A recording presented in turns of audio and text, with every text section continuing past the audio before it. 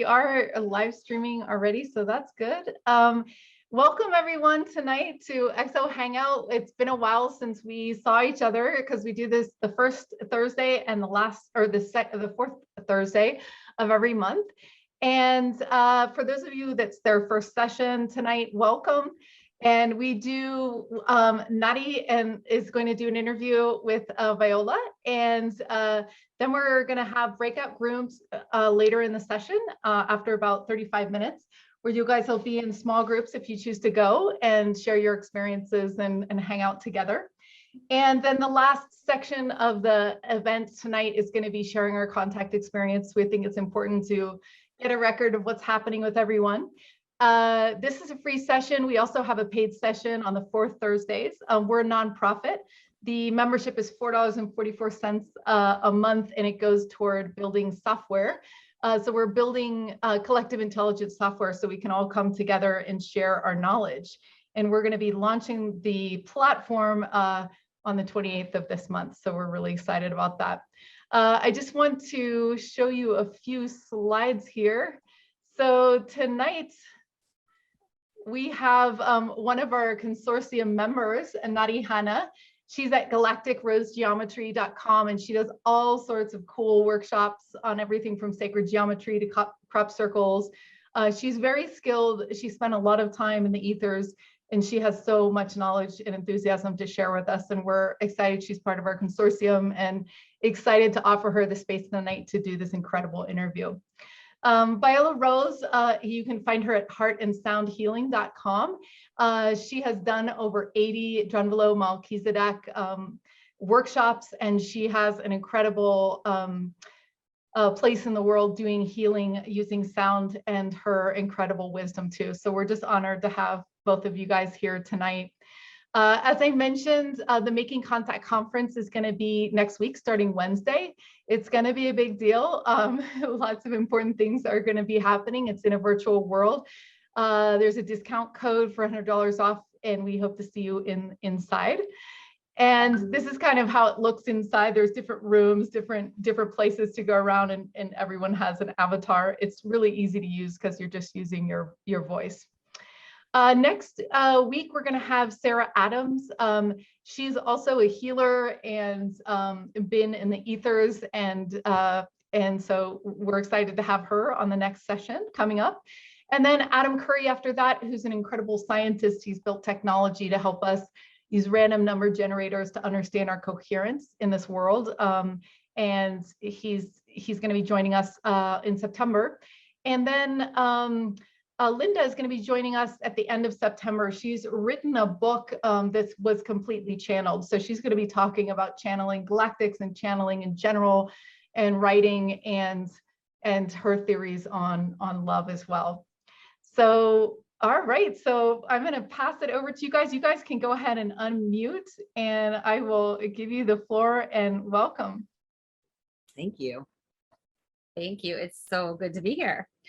Well, we got introductions, so we're all set. So why don't you do that little drop in? Yeah, just before we even begin chatting, I would like to set the intention that we can connect to the wellspring of higher wisdom and our higher selves, and just like sort of open that portal so that we can let these higher wisdom and energies move through us for our own understanding, and so that we can be in service to the healing of this planet and the evolution of it. And so these conversations for our own growth and the betterment of the world.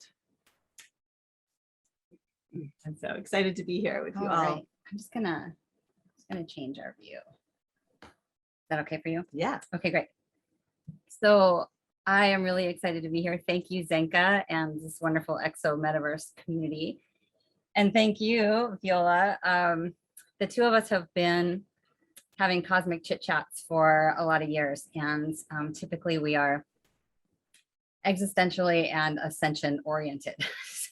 So we've had a lot of chit chats about what's going on right now and the trajectory of humanity. And as I'm sure is true for so many of you, it's been a bit of a roller coaster lately. And so there's the ups and the downs. And we were, I think it was in one of the downs, we came upon we came upon the information of a solar flash and the idea, kind of with a new spin on it, right? The idea of some sort of cataclysmic event for humanity.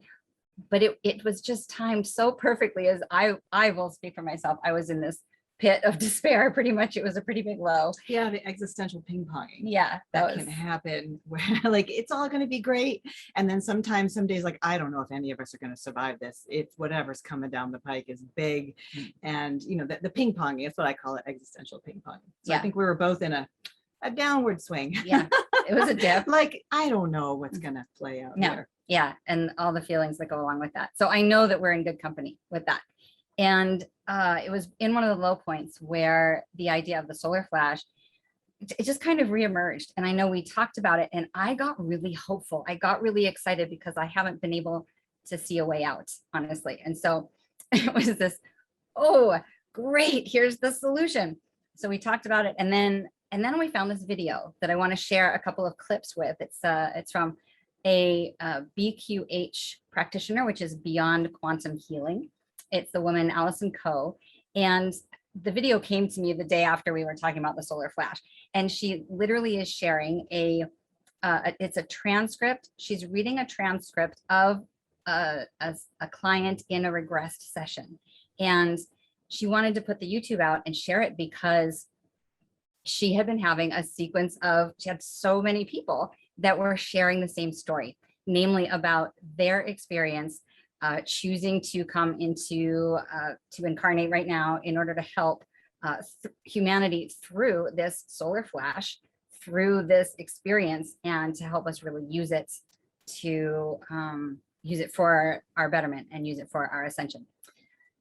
So yeah, and like, you know, and all the talk of like, what is going on here? You know, what are we doing here? What's our role here? What it actually is playing out on this planet at this time. You know, some scenarios, there's so many different scenarios, and yet a lot of them lean toward a big event happening. And so it was nice to be reminded of that. Like, oh yeah, there may be our forces larger than ourselves that are also at play here. And this solar flash regression hypnosis session just sort of reminded us of that possibility that, you know, it may not just be us fighting big forces or trying to raise the frequency. Like there could be bigger energies at play. And so, yeah, I want to play those clips. Well, I think I would love to give that background of Drunvalo's work of how he, all the different cultures, because part of what Viola is talking about is, you know, it could be a solar flash, it could be a lot, but there are lots of prophecy and reference to that. Maybe I'm repeating that, but let's see, I lost my train of thought, but we've got just a little reference to remind us that we're not just, this isn't just pie in the sky. There is a likelihood of some events. And I researched a detail the other night about solar flares, and it's fascinating, but let's have a little minute about how like non-unique this is. It's really been around. I'm a facilitator for Drunvalo Melchizedek, and his entire body of work is based around preparing humans for personal and planetary ascension. Really, that's his whole body of work. How to get your light body activated, how to get into your heart, how to activate your third eye, clear the traumas around the heart so that you are ready to ascend and continue to ascend with the earth as she transforms to higher levels of being. So he's very focused on that. So as a researcher, he has looked into various cultures all around the world. And I have one little paragraph I'm going to read you from the classic book, The Ancient Secret of the Flower of Life by Drunvalo, where he just names a bunch of these sources. So Edgar Cayce, Nostradamus, the Holy Bible, Mother Mary, Yogananda, and many others of the civilized world predicted that this time that we are in is the time of great change. Some saw this time as one of great destruction and pain, with huge earth changes and a world altered beyond recognition. Others saw a time of rapid spiritual growth, a time of ascension into a new world, and some saw both. The indigenous peoples of the world, the Maori of New Zealand, the Zulus of Africa, the Kahunas of Hawaii, the Eskimos of Alaska, the Maya of Mexico and Guatemala, the Kogi of Colombia, the Native Americans of North America, the Shintos of Japan, and many others, all feel and predict that a great change is about to happen, or in some cases is now happening. So we're in it, right? And I think as volunteers and light workers and star seeds, I think a lot of us feel, I know that I do, that that's why I'm here. Like I wouldn't have come for life on this planet just to live a life as normal. Like we're here for the big showdown. And so bring it on, and here it is, and we're living in it. Yes, we are. Right. So, oh boy. So as we were talking about this more, as I was like diving into it, what strikes me is that there's these two dominant ways to interpret the events, right? So you can focus on, prophecy. Is it going to be solar flash? Is it going to be pole shift? Is it going to be ETs? We can talk about our ascension from an external impact way, or we can look at it from the internal way. How are we going to prepare for this? Like Drunvalo was talking about, what's the internal process of readiness and service, being of service. So it's not an either or, but those are the two interesting sort of ways to focus on it. So we're going to blend a little bit of each. And I think maybe the video, this is a good time for the video. Sure. Yeah. So this video is talking about one of those ways that it's potentially that it could be bigger than us. And of course it's both, right? Right. It's our work internally and it's externally. So right. One supports the other. Right. So the video I'm going to show, Allison Coe is the name of the woman, the regression therapist. And she, like I said, she did these videos because she was just getting so much similar redundant information from lots of different people. And we're all set for screen share, right, Senka? Okay. So these are there's just two different clips, and we have one more. Maybe we'll get to it, maybe we won't.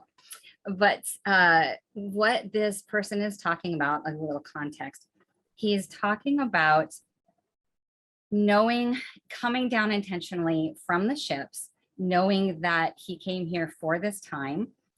He goes into, he actually sees the solar flash and what happens. And he's talking about the fallout, and he's going into the different aspects of who makes it, who's impacted, what it looks like, and why we're here. So we'll go into the first clip. There are 2 3-minute clips, so you'll see us jump around. Okay, here we go. Clip number 1. On the earth to allow for this change to happen. I know you guys anchored the light, but what happened then? There was a big catalyst, an avalanche of light that hit the planet. We were helping, and other people were helping. I feel like it got to a breaking point finally, and the earth was inundated with this light, and this was the start, the beginning. And what happened to people when this avalanche of light hit the earth? Can you go to that point and look? Were they able to see the light as well as feel it? I see people walking, going about their lives, and all of a sudden, it's like a flash. The light comes down from above and hits everybody. These beams are hitting these people. They stop in their tracks, and they're hit with these beams of light, and it's like a huge shock. They stop what they're doing. Some of them fall to the ground. Some of them stay standing, but it's like a convulsion. Like some people go into convulsions and they can't handle the light. And others are able to just sit down and be in it. It's so sudden. It's kind of chaotic. People didn't expect it. It's like they're in shock. They're all getting hit all at once, and it stops them in their tracks, and it stops everything. And what happens next? I'm seeing a lot of people that need help. I'm getting that it was a solar flash. We got hit with too much light all at once. And there's a lot of people in shock. A lot of people are on the ground and they need help. They need help understanding. They need help handling the light. And I'm running around from person to person on the ground and then kind of consoling them, touching them, telling them it's okay. I see other people doing the same thing. How did these people react when they were told it's okay? What happens to them? They don't know what to think because they're kind of in a different state of mind. Some of them aren't even conscious. They're not aware of what's going on. Some of them are convulsing, but they're aware of what's happening, but they're not in their mind. They're somewhere else. But I'm just going to them, touching them, soothing them. it's helping them in a way. It's helping them relax. It's not going to help their bodies calm down. They're going to keep convulsing, but it's helping their minds find some semblance of peace. I feel like a paramedic, you know, this great explosion that's happened, and it's knocked a lot of people to the ground, and I'm going from person to person. I feel like I've got some sort of medic kit, but it's not a physical kit, but I feel like I have the tools and I know what to do, and I'm touching these people on the forehead and it's soothing them. And there's other people doing the same thing. I feel other light workers running around and doing what I'm doing. Next clip. Yep. And so for you and your brother, you chose to be boots on the ground to help people. Can you walk me through what it is you're feeling, since you would consider yourself a light worker? What are you actually experiencing from this avalanche of light, as you call it, whether that's emotional or physical or mental? Well, when it first hit, I feel like I needed a few minutes to just be in it and get used to it. It was a shock for me too. It definitely made me stop what I was doing. It was a shock for my body, but I recovered pretty much right away. I was only down for a few minutes and I recovered right away, and I knew what to do once I woke up. I've been getting ready for this. I've been getting ready for the light. I've had my downloads. I've been slowly becoming in tune with this. And it was just the initial shock that got me down. But once I woke up, I'm able to deal with it, and now I'm on. I know what to do. I'm busy. It's hectic, but I'm in the zone. I'm doing what I came to do, and I'm in action. My brother and I, we know what to do. What are people needing at this time besides your reassurance? The people around me, they're not used to the light. They're not used to these energies. So they need assurance. They need help getting through it. We're just there to ease their transition. And what does that transition look like? I'm seeing people slowly waking up. It's like they've been asleep and now they're awake. And I feel like not everybody made it through. It's not the same amount of people that there were before, and people are waking up and they're confused. And they're slowly going to remember what happened, where they were, and they're in a different place now. It's still the old earth, but it's in the new earth. Everything still looks the same, but it's a new vibration. Everybody knows they're going to be more aware as time goes on of where they are, and we're going to start anew. We're going to take back the planet. We're going to undo what was done. And do your wife and son come back from their meditative state to be a part of that?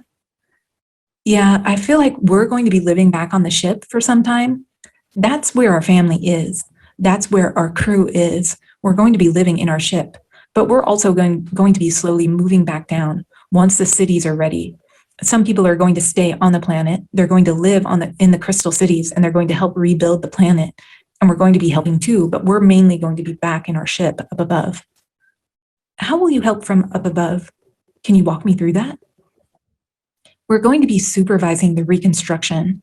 My family and I, we came from above. We're not from here, from Earth. The ship has been our home for a long time, and that's where we're happy. But a lot of people are from here. They're from Earth. They've been here a long time, and this is their home, and we're going to work helping them.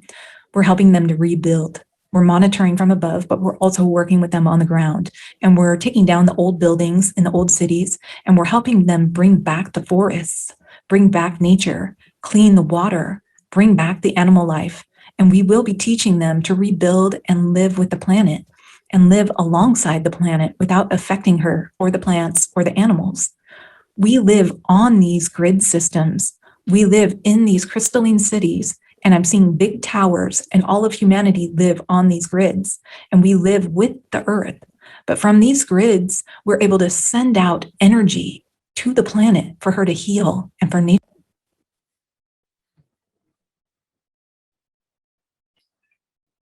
Okay. Well, this is the point in my mind where we would open it up to everybody to say, what did you think about that? But instead, we'll talk about it and then we'll do that. So let's see. So many places to go. I know that from my experience, it really gave me a lot of hope, like a lot of hope. And so I had to look into that a little bit. And in part, it's because I feel like we're so far gone here that we need something external. And yet we can't just have the external. We've got to have our internal process ready and able to interface with whatever the technology or civilization or environmental destruction that's going to happen. So there's this there's this partnership where I have more hope now, and it inspires me to work more on my internal process to be ready. It's not like this, and this is what I'm going for. It's not like, oh, the ETs are coming, we're fine. There's that real encouragement to be ready and do the inner work to be able to receive and show up. And I mean, so many of us as light workers and star seeds, and however you identify, we kind of know we're here for a big purpose. And we also know that we're not from here. I really loved the validation of like, yeah, we're on the ship up there. It's fun. We can watch from up there, and we'll be walking on the ground too. I actually just had a thought while you were sharing about what you were saying about how, it's not using, oh, the ETs are coming as an excuse to not do the work, Right. Actually using it as an inspiration to do the work, Right. because we're a part of something bigger. And there can be more reason and more motivation to be part of a big grand unfolding of the ascension of Earth, of the awakening of Earth. And it gives actually more motivation and inspiration to do the inner work that it takes to be a part of a bigger movement. Do you, like a super team, do you want to go into Drunvalo's or your specific perspective on how to do that work? Or, Yeah, what he does? Drunvalo focuses a lot on talking about the 3 days of darkness and the shift from third dimension into fourth dimension, or the fourth world into the fifth world, depending upon which tradition you're looking at. And so it's a little different take than that's a solar flash, although he does often talk about the solar flash and how the stair-step evolution that has happened has been, huge shifts in human consciousness coming through these the dance of transition between Mother Earth and Father Sky, right, is the solar flares, is the DNA information coming to Earth and upgrading us. And so if something really big came, it could shift things in an instant, right? Mm-hmm. But he also talks a lot about that shift into the fourth dimension, that when there's, a pole shift precedes a dimensional shift. And then what do you want to do to prepare yourself for that, for whatever's coming? And really it's getting into the heart and activating your MerKaBa, activating your light body, and being in your heart and saying no thank you to whatever fear opportunities and invitations come into your life. And the more that you're anchored in your heart, the less you are susceptible to fear programming, through the invitations to step into fear and to step into duality. You're just like, no thanks, I'm just staying in my heart, I'm good. And his work is really based on anchoring and learning to live from your heart, activate your light body, which is your ascension vehicle, which is your ability to travel interdimensionally with an activated light body around you, to activate that from the heart space as a unity vehicle, so that you can transcend this dualistic realm of the third dimension and travel onward as the Earth herself continues to upgrade through this dance of transition between the sun and the Earth. Yeah. And so there's a way that that I just sometimes I just unplug. I just unplug from the push and the pull of the dance that's going on in the world, and just get into the silence and the love that's in my heart, and just anchor there, and just let the duality spin around the outside, and then begin to breathe prana in, and let myself be a conduit for higher dimensional energies to come in and through to help upgrade and elevate and continue to lift and the planet to where it wants to go. It's a good job if you can swing it when we signed up. I think somebody said something on a comment like they were ready to speak. Not yet. Okay. Leave it to Nadi. Yeah. So we will get to fielding the questions and inputs, and it's really exciting to see that people are jazzed about this. Just a couple more minutes, and then we'll look to give the opportunity for the breakouts, and then we'll keep going. So that's the Drunvalo's perspective of the heart and of the internal, and that the interdimensional accessing through the heart. That I signed up for that. That's what makes sense. And I feel like there's also, there's a lot of different aspects to grounding and being ready, right? There's being in the physical body, there's being in your center. And there's also a little bit of information, which is where I love to hang out, which is, we are multidimensional beings, right? And the more we can really tap into, it's saying the same thing, only a little bit differently. The more we can really play around in the idea that there is so much more to us, and that there is so much more here, right? Our galactic community, all of the ET star nations that are here to help us, you know, doing the inner work to become all that we are helps us to be ready for interface with other civilizations, which everyone on this crew knows is coming, right? Like it's just the time that it is, which is why we're so brilliant for getting that, you know? So really doing the inner work to be centered in your heart, and then also having that consciousness and that awareness that there is so much more going on, that we are part of such a bigger picture, that we have sensory capacities, we have psychic capacities that we can activate to tune into that and connect with that. So it's really this multifaceted approach to really maximizing why we're here and being ready for whatever's going to come whenever it's going to come. So there's this, you know, yes, there's the idea of the solar flash, and here's that piece of information that I read earlier. So a large CME, a large coronal mass ejection, is one that's very impactful, happens about every 150 years. And the last one was the Carrington event in 1859 that wiped out the entire, you know, telegraph system. And so we're due. We're right now. So it's not far-fetched to go, you know, whoa, be ready. And let's add the third part. So we've got being in your heart, we've got being centered in your higher self. And then we've got the consciousness, the awareness of what could be coming. And then there's getting your supplies, right? So there's a third part of like just know that on this earthly plane, you want to have your supplements, you want to be ready for the grids going down. It's just a smart move, just to put a little plug in for that. I felt like trusting God and tether your horse. That one. Yeah.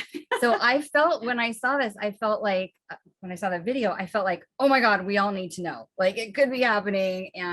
And we will now have an awareness, we probably did already, but you know, a greater awareness of the potential for a mass shift in consciousness.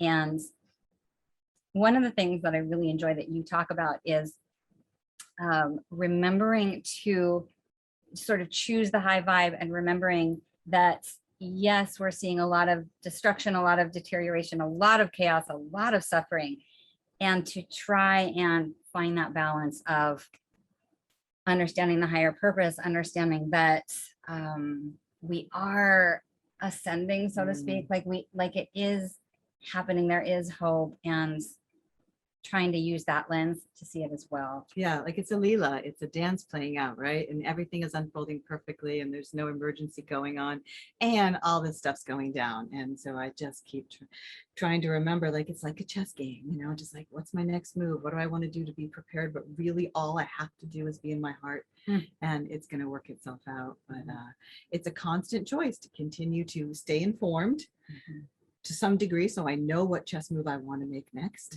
but also to keep the high vibe and to do the spiritual practices on a daily basis that will keep me in a really high vibrational place. And a lot of Tonglen, a lot of love, a lot of sending love to everyone, refusing to step into any duality, any division, and just loving all really helps.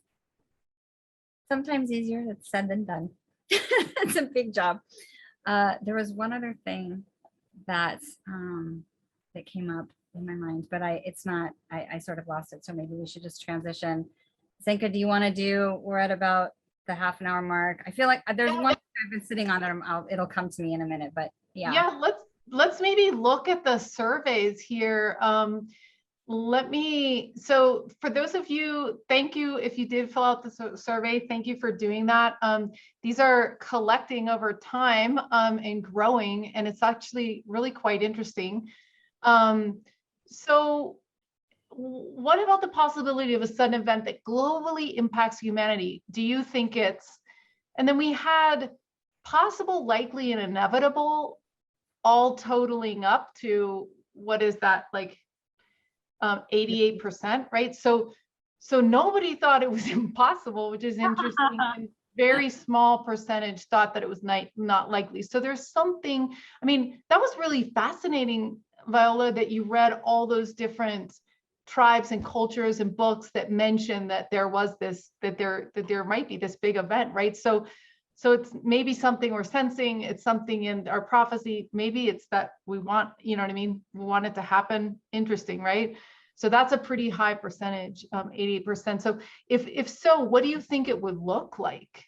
So we had 62%, a large reorganization of our survival systems, ascension, planetary pole shifts, apocalyptic, 3 days of darkness, the rapture, total. Well, nobody thinks we're going to be in total extinction, so that's pretty great, right?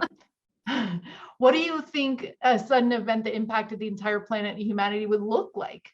And we've got a lot of people saying a solar flash, right? And we know from the, the solar,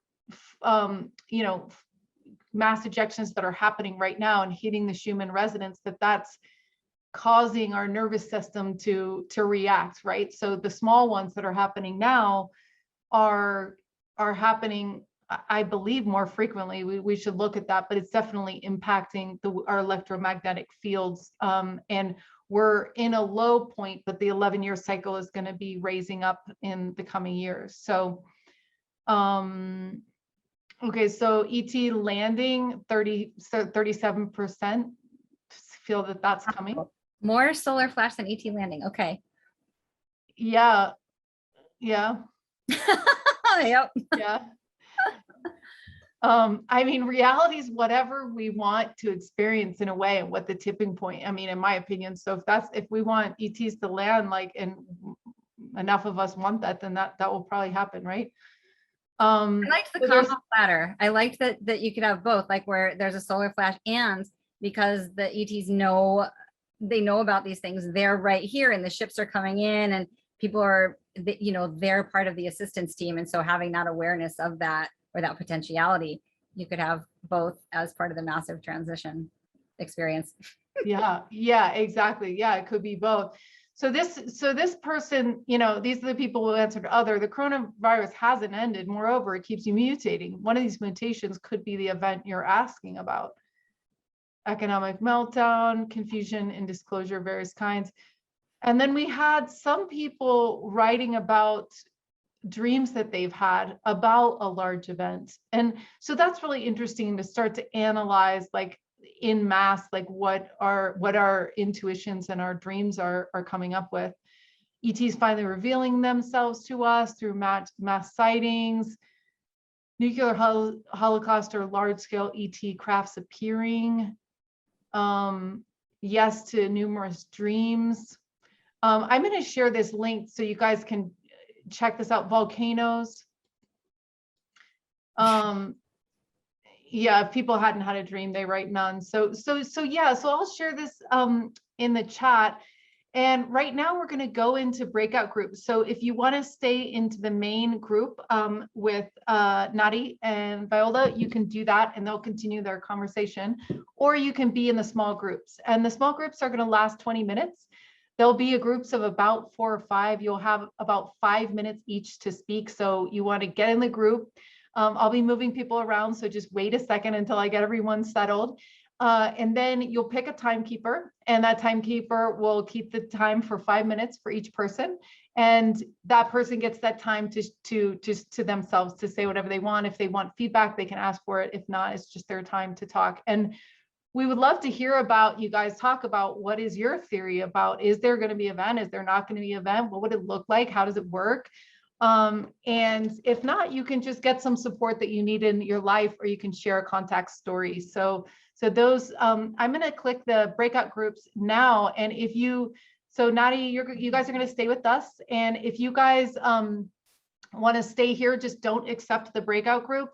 And like I said, I'll be moving things around for the first few moments to get everyone settled. So here we go. We should have space age music for this We should, intermission. right? I know, right? Cosmic galactic disco. I know, right? Okay, here we go. I've got the playlist. We just don't join Yeah, that, right? no, yeah. I think it'd be fun to do like question and answers and just get connected. Yeah, we can definitely do that. That's great. There was one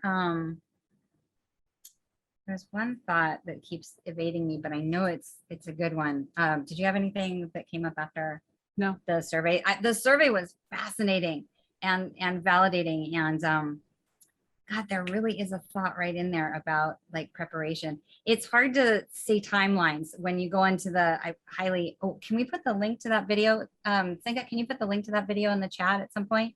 Her name's Allison Coe, C-O-E. I tried to find it, but I'll you'll do it. just share it later. That's fine. I Or, can oh, do it now. okay, perfect. Yeah. So I highly recommend watching the rest of that. And at some point she goes into, or the client goes into, or she asks the timeline, like, can you see when this is or when this is going to happen? And, you know, he has a time, but I think it's just, time is so nonlinear, and getting into predictions just never works with this sort of stuff. So I think maybe Q&A might Yeah, be. and everyone's saying it's like now. It's like, okay. I know. Well, they had something for, he had something for next year was the deal. And then, you know, what's a fascinating game is if we're thinking about a solar flare, we're talking about a 50-50 shot, right? Is it going to be night or day? Are we going to be facing it or facing away from it? Like that is a really like day or night for you when that happens. So, or for us. Okay. So that's that. I think, yeah, I think it's time to talk with everybody. Should we pick and then, or do you want to pick? Yeah, so if you guys have any questions that you want to ask, you can raise your hands, and I will promote you. You can do that with the reactions. Oh, okay, Court. Yeah, Court. Welcome. Hi guys. Hi. To Nadi or Viola or anyone, is there a difference between a solar flash and a solar flare? That's like new. I'm just wondering if that does it. What is the phenomena of a solar flash? Mhm. I think they're mutual. I think they're synonyms. I think it's the same thing. And it's basically, you can also call it a coronal mass ejection. It's just a huge blast from the sun.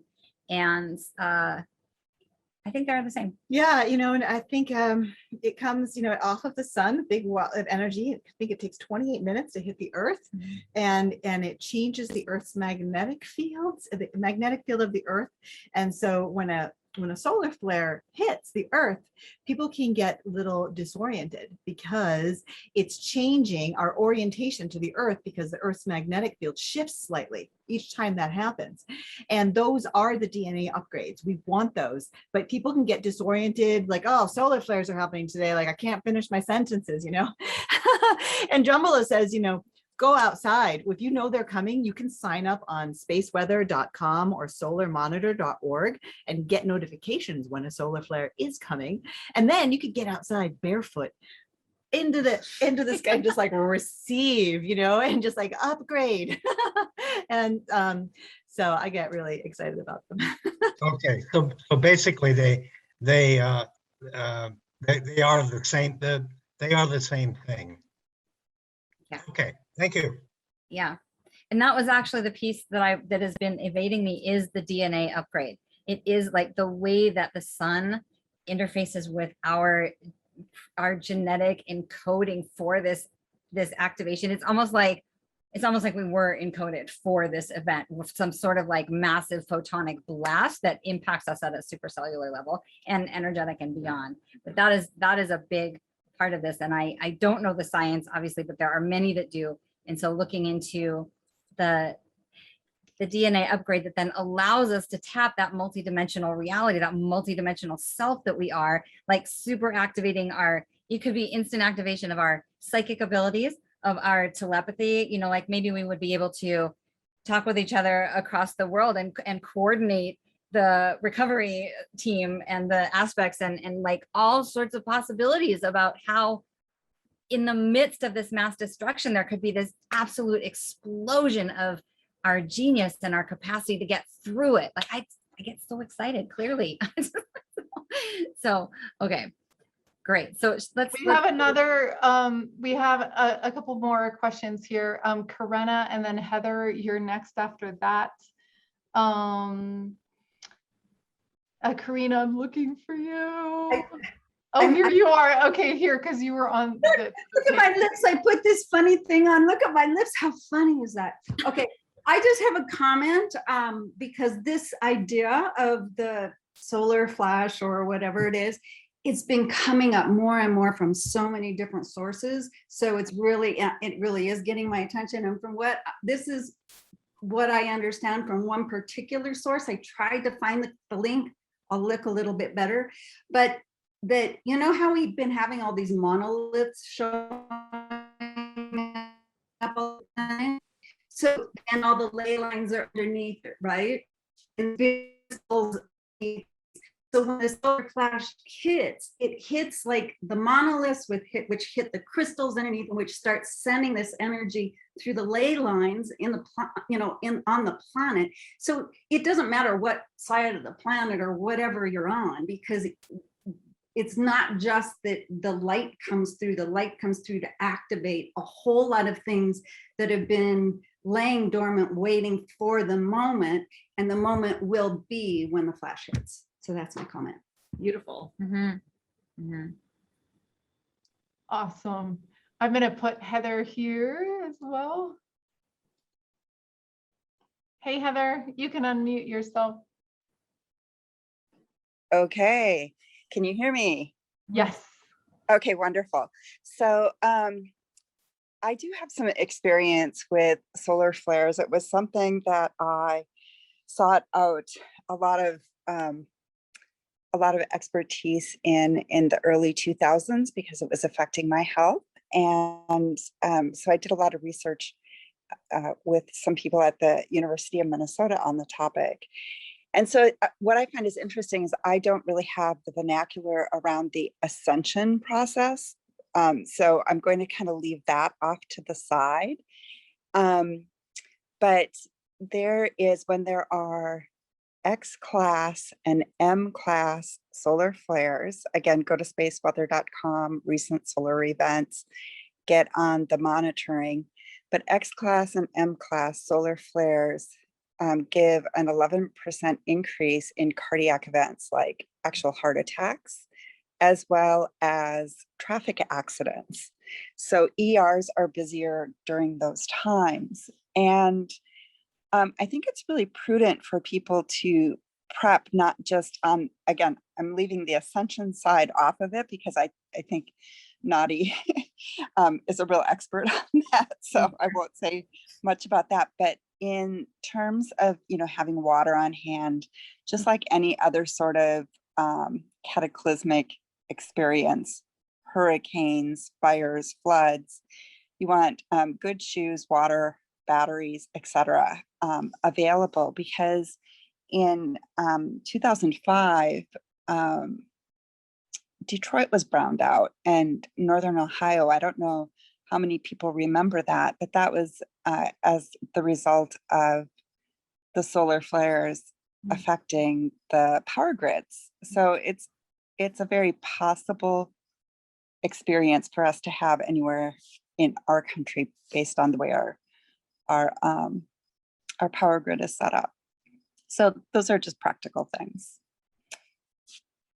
A follow-up comment to what you shared is that is true, that some people can be disoriented or have health challenges from the solar flares. And I know I said, get outside and stand barefoot and like receive, but I have to qualify that. I'm also saying that from a place of somebody who has activated a MerKaBa and has programmed it to absorb the change in the field at a rate that won't disturb me. Like you can activate your Lightbody, your MerKaBa, and you can program it so that when a solar flare hits, to move over to the new position of the field at a rate that won't disturb you. It's like a surge protector so that you still get the DN upgrades, but you don't get blown out.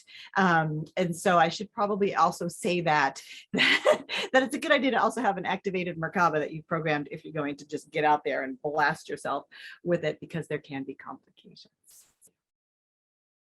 Well, and do you think I think that's translatable. I don't know that it has to be, yes, activated MerKaBa, our light Or whatever bodies, your mojo is. whatever your mojo is. Yeah, like just tune into strengthening your system whether it's like diet and cleaning up diet so that your system can more integrate higher frequencies, or any kind of practice that would buffer you from sudden impact. And I'm not sure that the idea of buffering, everybody's going to take a blow here, and it'll be like, I don't want to assume that it's going to happen. Let's just say, like, in the event, In a grand flash.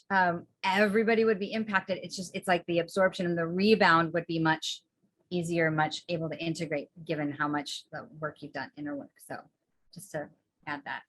Thanks, Heather. Nice to see you. I have a little share if nobody else has their hand raised. This is this is the Schumann Resonance for July. We had heavy in the 13th and 14th and the 26th. We had it high today too, which you can see which different days were high. Sorry, I thought I had August up, but this is actually showing the other ones, but it was high today. And this is those cycles that we were talking about. We've actually have 2 low cycles, which doesn't happen barely ever in the history. You know, we've tracked these 11 years for so long, and we've had 2 low dips. So we're at the rise up. So our nervous systems, this will show you. So this is the one we're in now, this far one. The last one was low too, and it's very rare that happens. The other ones were high. So just like when we're in the high point, just like you said, traffic accidents happened, just like the full moon, you know, that's where we either have a war or inventions. It can go either way. But this is the number of sunspots in red. So this is when the sun produces a big explosion, it heads to Earth, and it affects our field. So those are the number of sunspots, the red, and these are the number of historical events. We're talking about wars, we're talking about inventions, all those big things. And it's exactly parallel. Wow. So this was the discovery, you know, and this is from 1750 to 1920. The guy was analyzing like war battles and stuff, and he was like, oh my God. So we know, right, that this is happening. We had 9/11 on the peak, you know, it's like we as humans get a little bit more altered in it. You know, there's all these articles about the stock market does the same thing, right? So that's why it's so important, right, that we this is the Dalton minimum, it's this 2 low point, that we really we have the potential to create renaissance, you know, as we go up in the next 6 years, right? That's when the peak is going to happen, in 5 or 6 years. So we can create this renaissance if we're in peace, if we're in coherence, or we could have World War III, you know, I don't know, we get to decide. And that's why it's important, like, as you guys are saying, to do the inner work now, because we are going to be excited as a society, everything's going to be excited. If this is the low period, imagine, right? Oh, so what are we gonna do, you know? Yeah.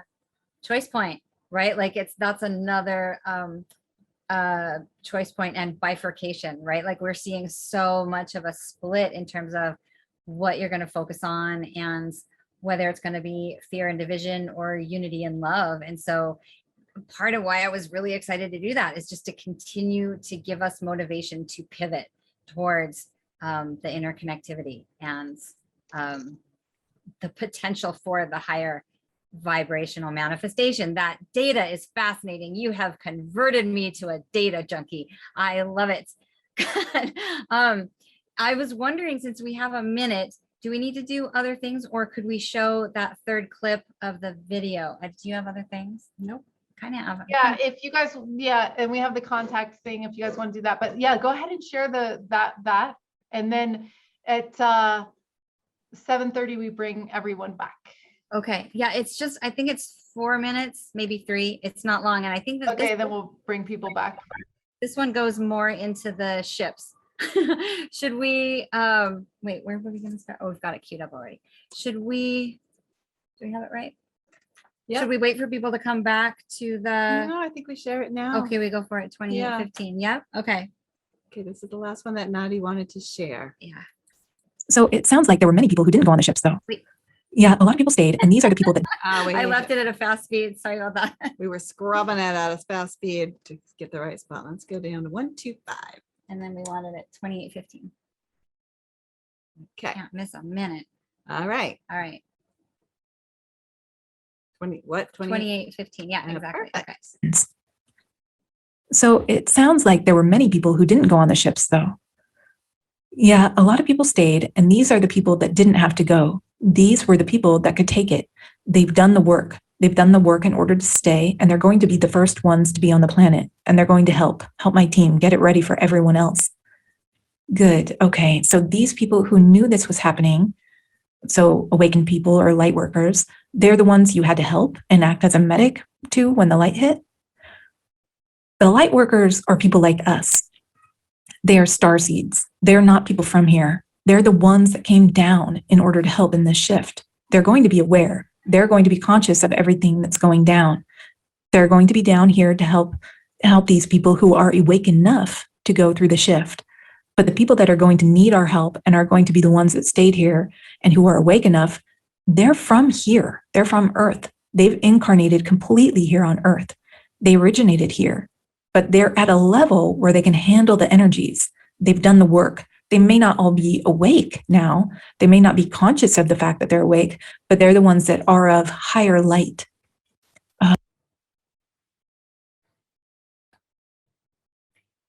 Right. So I thought it was fascinating when she talked about, obviously, please do check out the video, because she talks about those of us who, and I don't mean this as an us and them. I mean those who have the ability, either the physiological or psychospiritual, to navigate the flash and come to kind of as fast as possible. And that those are the folks, those are the ground team. Those are the ones who are going to sort of help everybody else, whether our capacities will be totally activated where it's just easy and we know what we're doing. We're laying hands on and things just, we're in our flow. This is what we came here for. And then there's those, he describes it, or he, that there are some that won't make it physiologically, that their bodies, they're not going to make it. But then there are many who are asleep.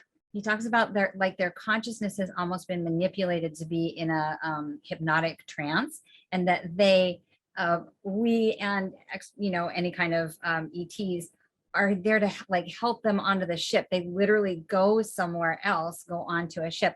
And so he's experienced all these fascinating levels of what kind of intervention and the different levels of intervention, and then the different levels of consciousness and how they will respond after the flash. And I just thought that was fascinating. Are some people going to have to check out? Is this they've signed on to leave at this point? It's fascinating to me to think about all of the different impacts, all the different levels of impact on consciousness. And that translates into so many different traditions and Right. so many different stories in the Bible, in the Hopi prophecy, about having to be kind of a certain vibration in order to make a transition. And so that's just interesting to put different various pieces together. Yeah. Whether it's going through the portal into the fourth dimension, or whether it's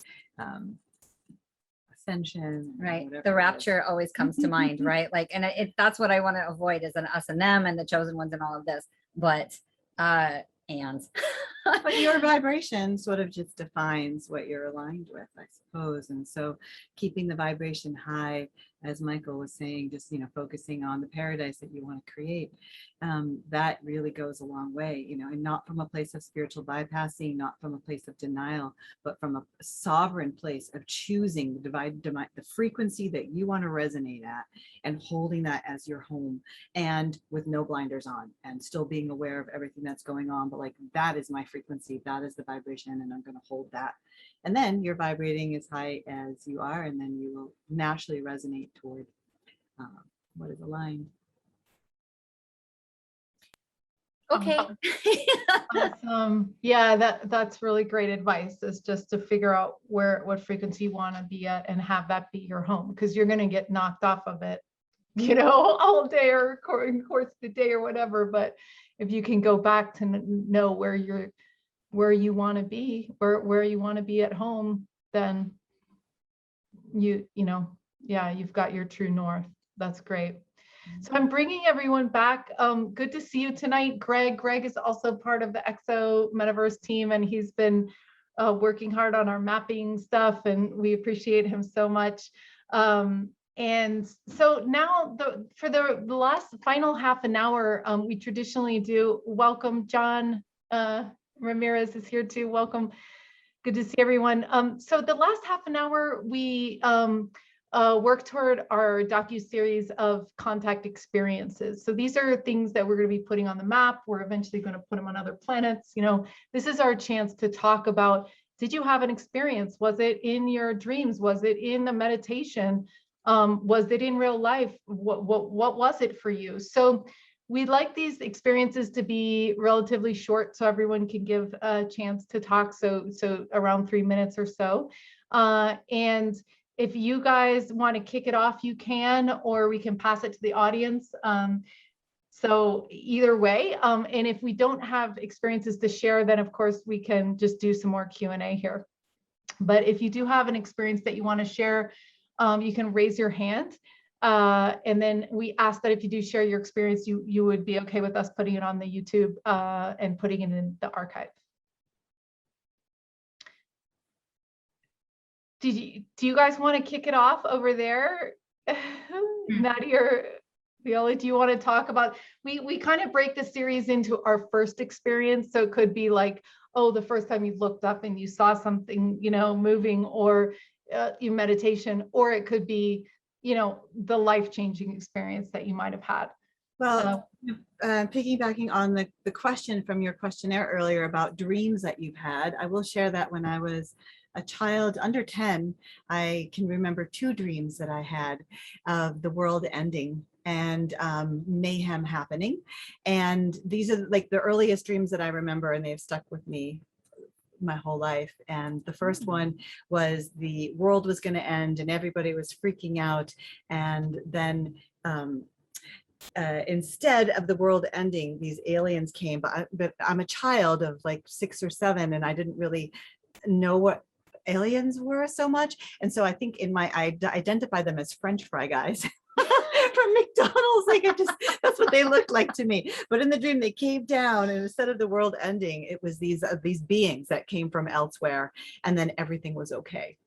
And then the second dream that I had, which was probably a year later, was that the world was about to end and people were running all over and with their belongings and throwing stuff off cliffs, and it was dark, and the world was in mayhem. And then instead of the world ending, the morning came and there were 2 suns. And then everything was okay. And so those were some potent experiences from my childhood that I remember that sort of set the tone. So I'll start with that. So cool. Yeah, and now here you are doing a call about solar flash. I know, right? Everything's coming full circle. Fascinating. I can't think of anything super related for ET contact. I know that So we have Michael here too, if you want to pass the mic. Okay, sure. So Michael, you're on. I love your shirt, by the way. It's amazing. Well, actually, interestingly and coincidentally, the experience I'm going to tell you about is from a self-development workshop with Robert Kirby, and this is his logo. He is an American guy, been in Australia for many, many years. I was doing this workshop, and I had seen a UFO, and I had a few dreams and things related, but I won't go into all of that. But basically this like silver ball just hanging in the sky for hours and hours and hours. I can't remember how long. I think it was like 4 or 5 hours or more before I gave up. I was sort of willing it to move or whatever, but I wasn't kind of in any particular telepathic communication. I was just fascinated by this ball hanging in the sky. But moving on a number of years in this self-development workshop, I was doing a one-on-one kind of exercise, and that was all going fine. Suddenly my crown chakra started to expand dramatically. Like I'd experienced sort of energetic expansion before, but nothing to this extent. And basically all my chakras right through my entire body kind of expanded till I was flowing in energy to the point where I actually, it was too hard to handle. I started crying and realized, like, okay, don't resist, just relax, breathe and whatever. I lost consciousness to the room, was not aware of the person sitting in front of me, like she was only 2-3 feet away. My awareness seemed to go into 3D, and I really am still struggling to kind of understand how that was, but somehow I became aware of who and what this being was. I actually, at one point in the early stages, I looked down at my feet and I saw wings. And this is almost like an anchor point to the whole experience, where I said to myself, wings? What? Really? Wings? And so what I became aware that it was a very large, masculine, muscular being, probably, I don't know, it must have been like 7 feet or something like that tall, because at one stage I was lifted up, and which was effortless for him. And I seemed to float, at least in my mind anyway. And this went on, and I sort of played with the resistance of allowing the energy in and feeling the flow. And as I resisted, I began to cry again, or not so much like cry emotionally, just the pressure was like, you know, almost like pain, but it wasn't pain. And also what's perplexes me now is it wasn't a hugely loving kind of feeling either. It was just pure, absolute energy, as if like being plugged into the wall. And it just went on for, I don't know, I think it might have been 10 to 15 minutes. And it just subsided. I became aware of the person sitting in front of me. I said, what just happened? What did you see? And funnily enough, she never, ever has been able to say a single word about it. Like I've asked her 2 or 3 times. I actually went and visited her office a few days later to say, look, you got to tell me what, and she just was not able to answer. And it's like, I don't know.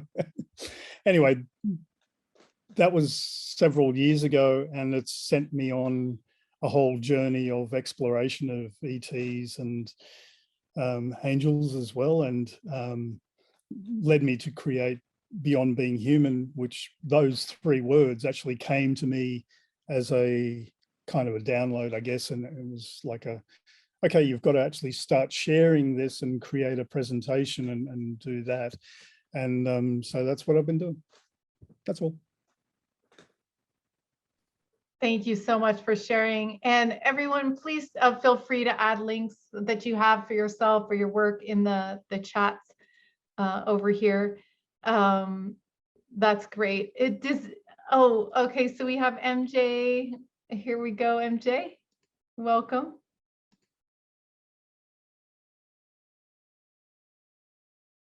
MJ, can you hear us?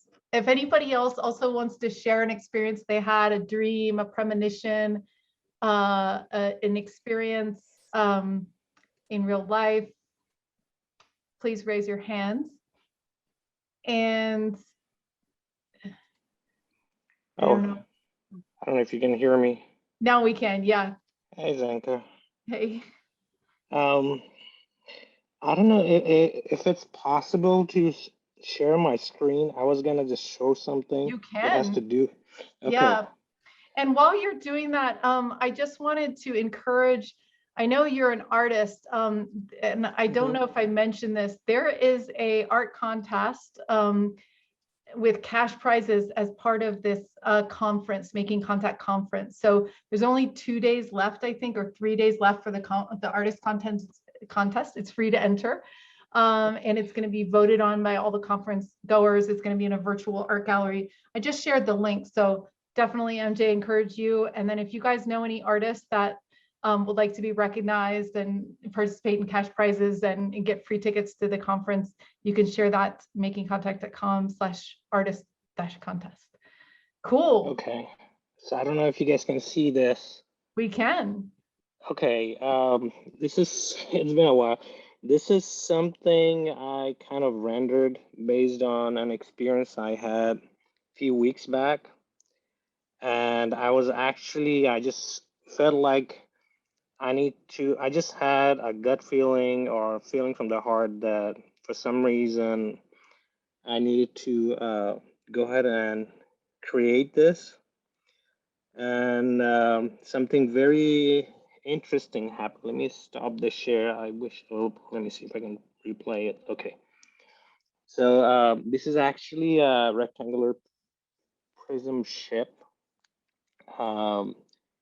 that I experienced, and they actually gave me a download during the experience, like a miniature version of it that uses water. I think I talked about it the last time Alan was in the show, and they use water or memory stored in water to travel and seek out portals in our sky to travel different places. But the interesting thing that happened today, I'm gonna stop this so I can talk,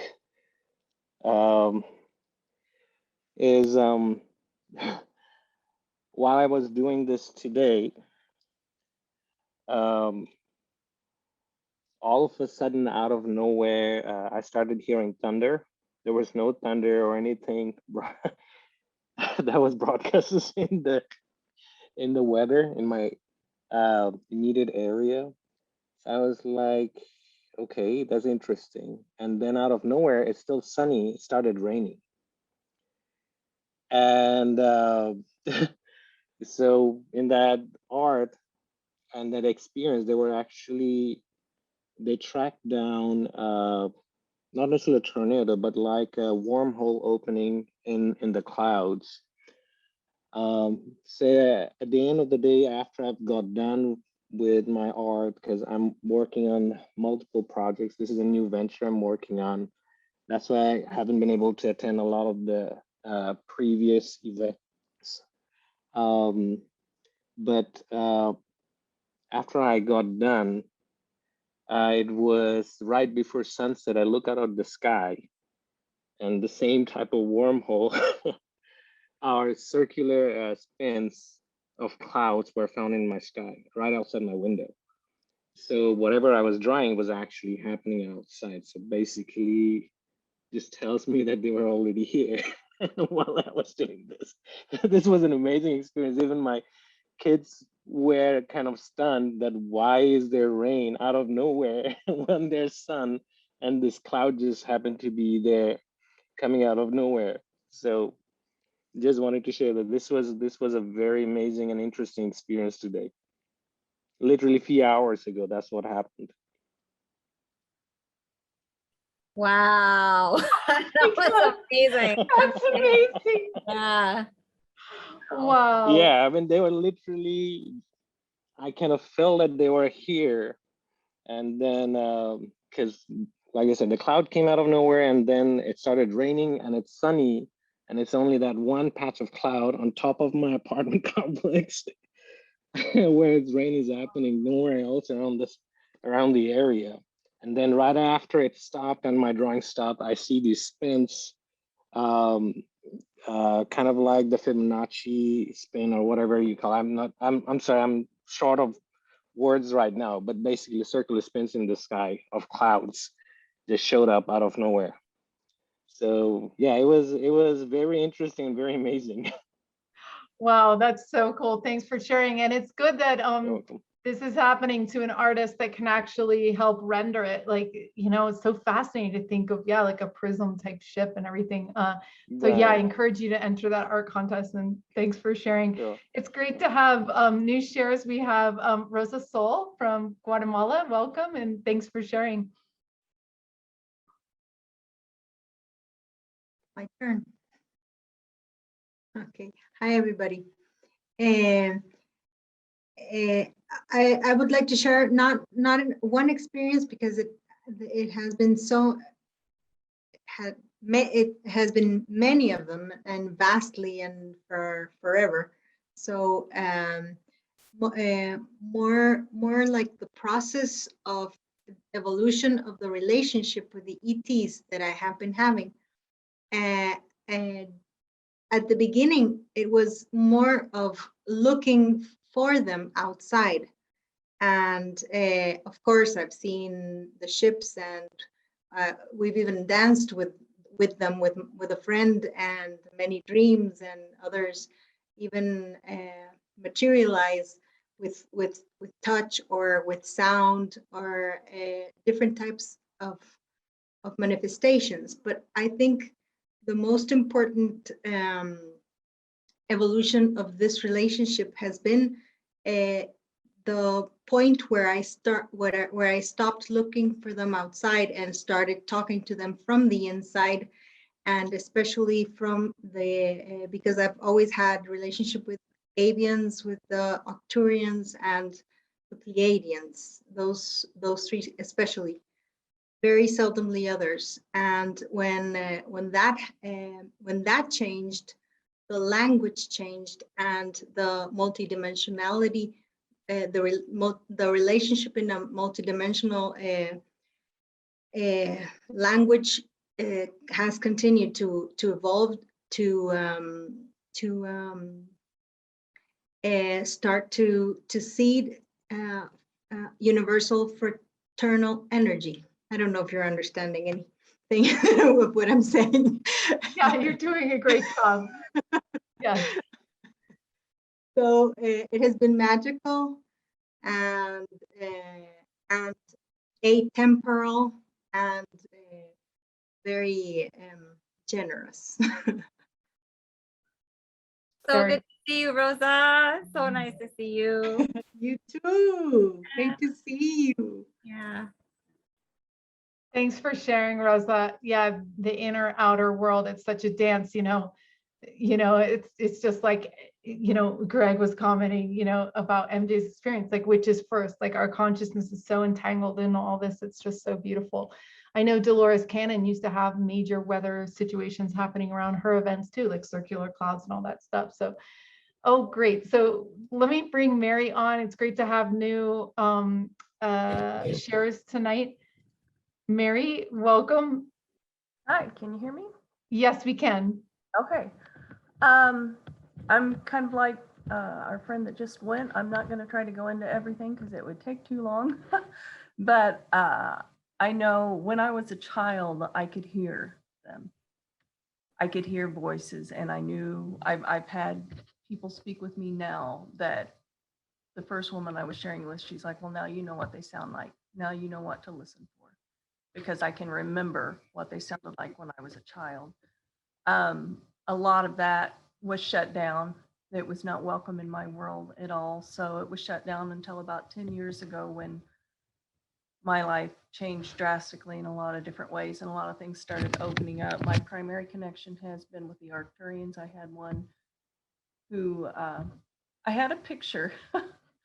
I lived in Germany. I live in the United States now. I lived in Germany for several years, and I bought a drawing there in a hardware store of all places. It was a charcoal drawing of this face that just really drew me.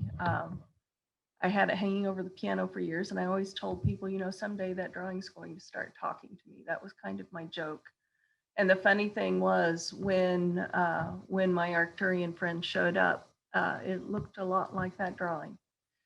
And this, just a lot of different things have happened on a lot of different levels. I've connected primarily with Arcturian, with Orion, Sirius, and most recently with Lyra. Anyway, I won't go into all of that, but I also wanted to add, I just completed your survey, and in terms of the questions about dreams, for years I've had dreams about the end of the world as a child, and then throughout my life. It's been like massive storms, massive waves, and flooding, and often it was like asteroids with fire falling from the sky. Once it was like a power wave, almost like you would see after nuclear, just a wave that knocked everything out as it went. But to me, the most interesting aspect and of course, I don't know how much of that is symbolic, but it's interesting, one piece of one dream that I'm remembering now in one, and I think it was the one with the wave that knocks everything out. I was looking up, I turned and I looked up at the sky, and instead of seeing blue sky, I was seeing space up above. And, so it was the dark firmament and the stars, you could see all of that. And I could see what looked like a rocket flying off to my left, going off into space. And it was almost like the rocket had a tow chain behind it. And what it was towing was the Statue of Liberty that looked like it had fallen over, and it was being dragged off into space. Anyway, that aspect of that dream never made much sense to me before, but when I think of it these days, it's like, okay. So anyway, just wanted to share that. Thank you so much. Yeah, we encourage all you guys to keep some paper and pen by your bed. I think they say that sometimes the spiritual dreams come at the end, so it's good to just get those down, or even if you're in the middle of the night, because we all know they fade away. I think I want to jump into it, like in terms of, or in addition to keeping a notepad by your bed. MJ, that was so awesome. And it's also awesome. Thank you, Mary and Rosa. I love hearing from everybody. But I want to say that when you draw, when you put pen to paper, when you take action to either write dreams or just sketch little art images or sacred geometry, which is really easy to draw, and I love to teach people to do it. But anytime you're putting pen to paper, it's this communication. I believe it's this direct communication with higher intelligence, higher source, and you're taking action in the world to say, I'm communicating with you. I would like to receive whatever is important for me. And so, MJ was having this impulse and then created that amazing piece, and then the clouds, more information, all of that. So I really want to just take the moment to plug creative expression of any kind, song, music, dance, whatever. If you are in the zone, you're just going to amplify whatever needs to come through so much by putting yourself out there, however awkward it might feel. So, and I'll just put in it's a merciless plug, but that's part of why I do my classes, that I love to teach people how to draw sacred geometry. And so, which is a really great avenue for talking with your higher self. So I know Zenka posted all of our websites in the chat, but I would love to have people join in and learn about how powerful sacred geometry is for accessing our consciousness and bringing out that creative connection. Awesome. Thank you so much. Yes, we'll share the links again. And just to remind everyone, thanks for coming tonight. We're going to have one more share from Babaji, but just a reminder. So you can find Nadi at Galactic Rose Geometry and Viola at Heart and Sound Healing. And again, this conference is starting next Wednesday. There's $100 off, which will last a couple more days if you want to do that. Next week, we'll have Sarah Adams on the 22nd. That's an EXO members only event. You can do that by going to exometaverse.org/get on the list, $4 a month to support. And then we have Adam Curry coming up after that. And Linda is coming up after that. So that's what we have on the schedule. And Babaji, did you want to share some tips on, some people haven't had their first contact experience, and you mentioned that you wanted to share some tips on how to do that.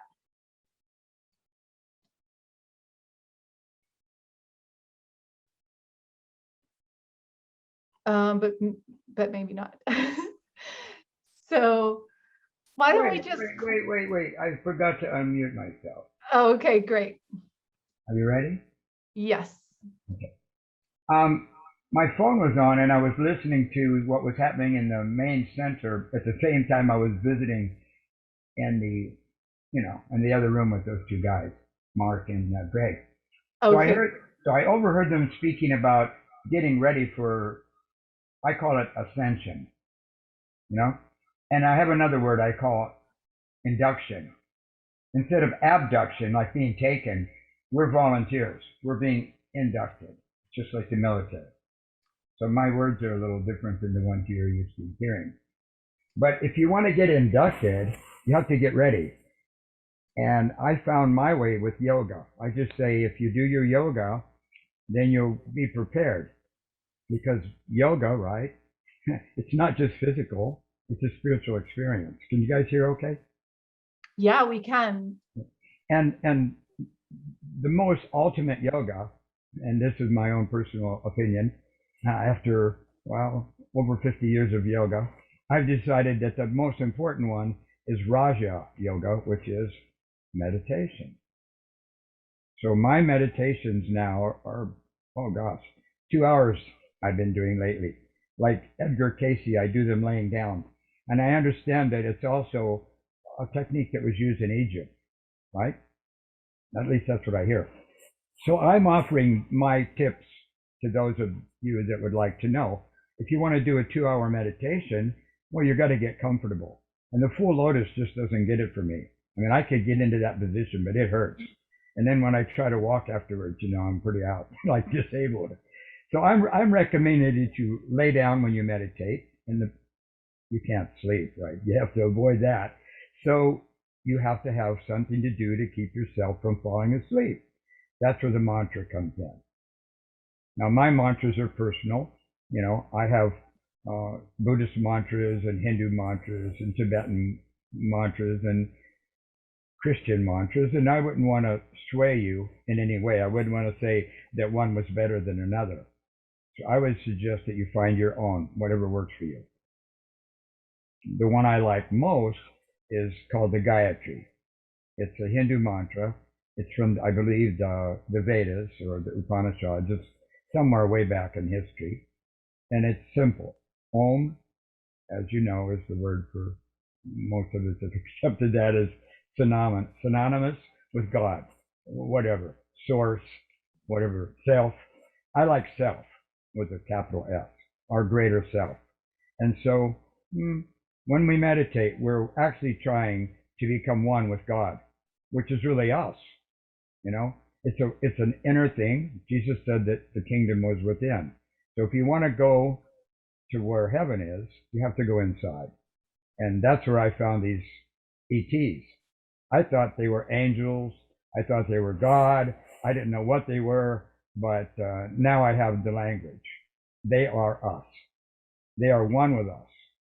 We are one with them. It's all one. That's called Advaita philosophy. And you won't believe this, but my guru, and I do have one, he gave me the name Advaita.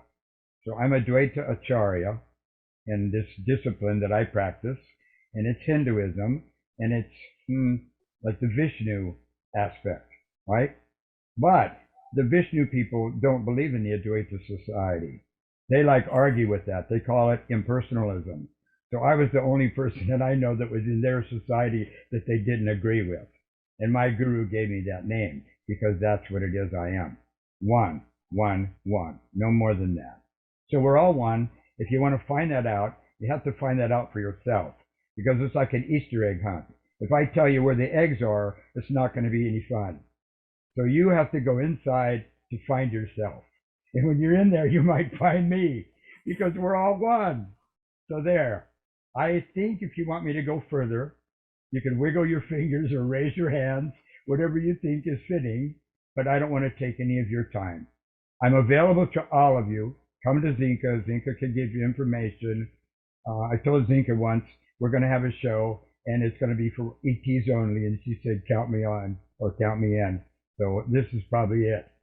See you guys all at Mark's Academy. We are one family in God. Yeah, in love. Yeah, with unity. That's it. And we live in America, and I want to see America with no borders.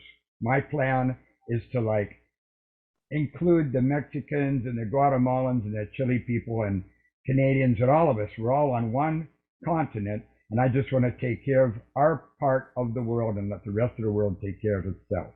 Thank you. Thank you, Babaji. That was a beautiful message. The Easter egg hunt is definitely on. And Babaji's been so kind to share his knowledge, and he's done a lot of work with yoga and different mantras, and he would love to share his wisdom with any of you guys. So you can email him or email us to get his information, team@exometaverse.org, and we'll be happy to connect you for that. So thank you so much. And Viola has some upcoming workshops. One is starting tomorrow and one is the next day. I tried to share some links, but why don't you tell us, you guys, about anything that you have coming up? We'd love to support your work and your wisdom. Yeah, so I'm teaching the Awakening the Illuminated Heart workshop, which is Drunvalo Melchizedek's, his entire lifetime of his body of work has been condensed into this 4-day training.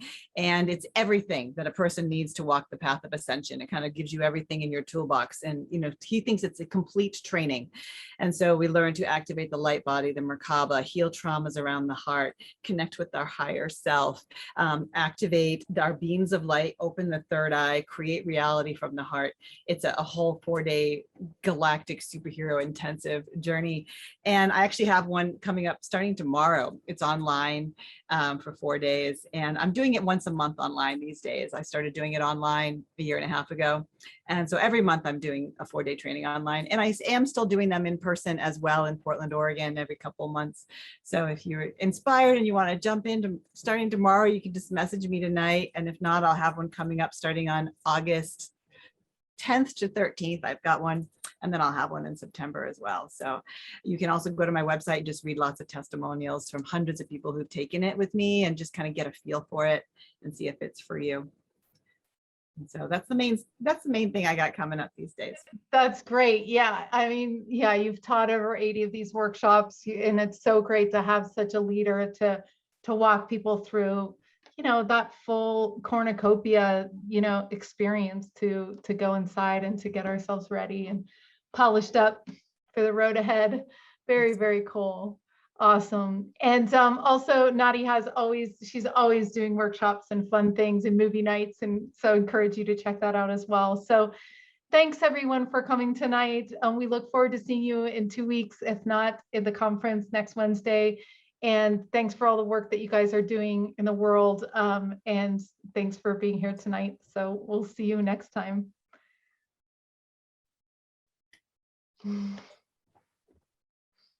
Awesome. Thank you, Zenka, for the show. Thank you very much. Yeah, thank you guys. Thank you. Thanks everyone. Bye. Thank you. Thank you. It's super fun. Thanks, everybody. Awesome. You guys are great. Bye, Greg. Bye, Nadi. Thank you. This was really, really good. I very much.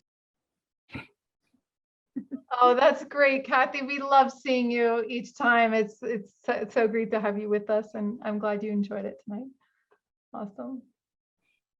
Okay, take care. All right, you guys. Bye.